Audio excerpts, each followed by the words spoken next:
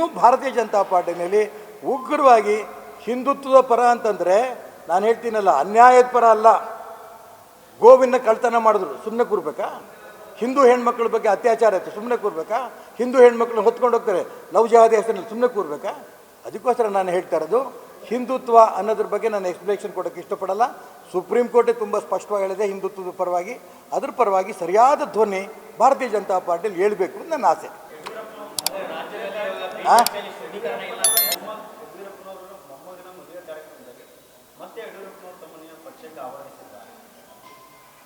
ಯಡಿಯೂರಪ್ಪನವರು ನಾನು ಅಣ್ಣ ತಮ್ಮಂದಿರಿದ್ದಂಗೆ.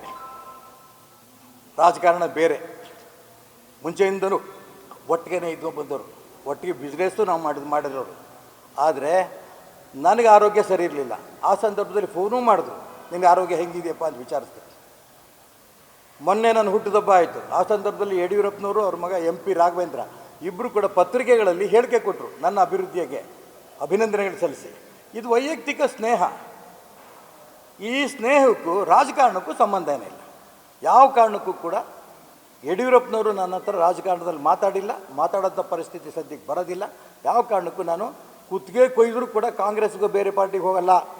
ನಾನು ಇವತ್ತಿಲ್ಲ ನಾಳೆ BJPಗೆ ಹೋಗನೆ, ಇವತ್ತು ಹೋಗಲ್ಲ.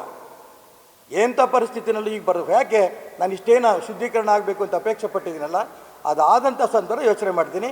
ಸದ್ಯಕ್ಕೆ BJPಗೆ ಹೋಗೋದಿಲ್ಲ.